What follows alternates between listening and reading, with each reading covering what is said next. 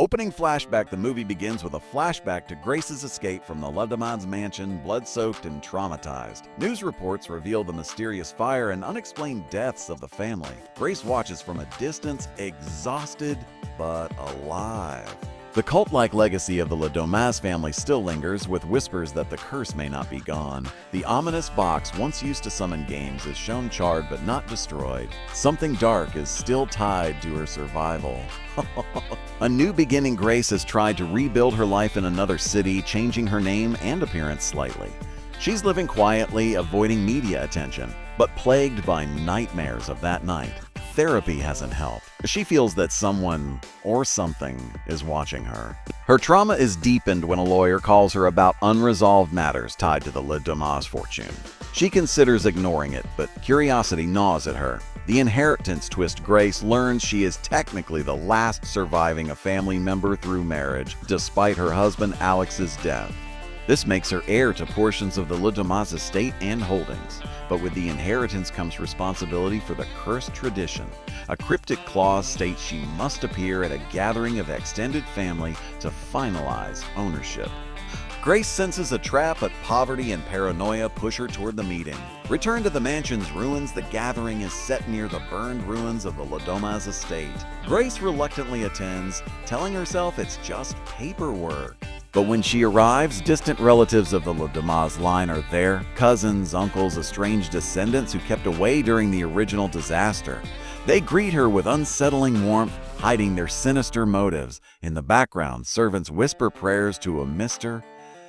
Labal, the demonic benefactor. The game begins again at the stroke of midnight. The cursed box is brought out, recovered from the ashes. The relatives insist tradition must be honored, and Grace must play again. She refuses, shouting that the curse should have ended when the family burned. But the box works on its own, spitting out a card. Grace's face falls as she reads it. Here I come. A new, twisted version of hide and seek has begun. New rules, deadlier stakes this time. The rules are different. Grace is no longer the one hiding. Instead, she must hunt the relatives before dawn, or she will die in their place. The demon's curse has shifted, making her the predator instead of prey. The family protests, realizing they're now the targets. Chaos erupts as Grace grabs a weapon and flees into the ruined mansion's tunnels.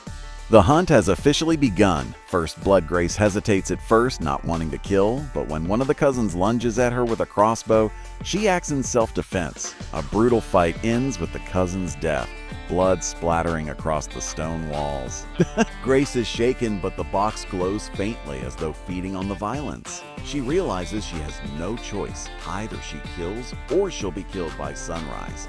The hunters turn on each other. Paranoia fractures the family. Some members try to ally with Grace, hoping survival lies in helping her complete the curse. Others become desperate, hunting her down to save themselves. Tensions rise when an uncle sacrifices his own niece to slow Grace's advance. The mansion's ruins become a maze of traps, betrayals, and bloody encounters. The return of Mr. LaBelle in a chilling scene, Grace sees a shadowy figure watching her from a hallway mirror. It's Mr. LaBelle himself, the demon who bound the family for centuries. He whispers that she is becoming what she once hated, a killer sustained by blood. Grace refuses, vowing she won't be corrupted, but his presence follows her at every turn. The supernatural element grows stronger as rooms shift and doors vanish. A reluctant ally, one distant relative, Clara, tries to help Grace. She admits she always despised the Domas pact and never participated in rituals. She warns Grace that the curse is testing her humanity. If she kills too willingly, she'll inherit the Domas demonic legacy forever. Grace reluctantly accepts her help, though she doesn't fully trust her. Together, they set traps for the rest of the family.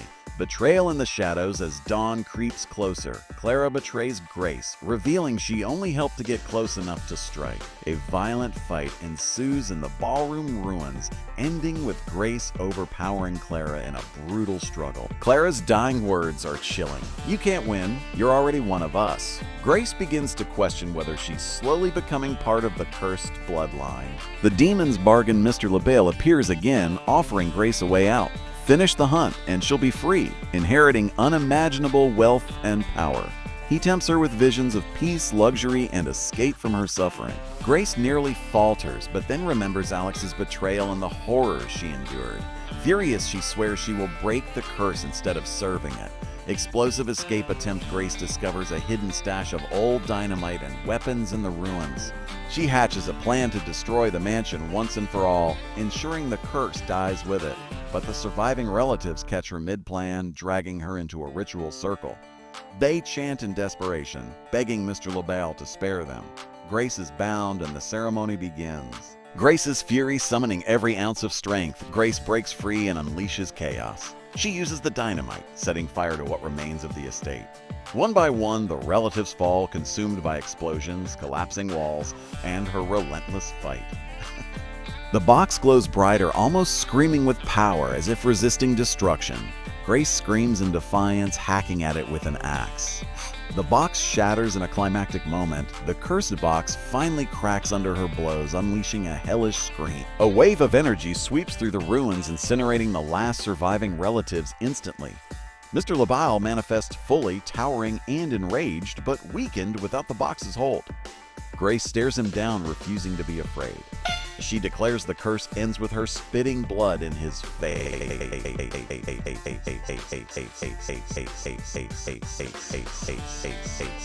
Dawn breaks. The first light of dawn cuts through the smoke and rubble. Mr. LaBelle dissipates into shadows, screaming in defeat. Grace collapses, exhausted, surrounded by flames and ash. For the first time, silence replaces the constant whispers of the curse.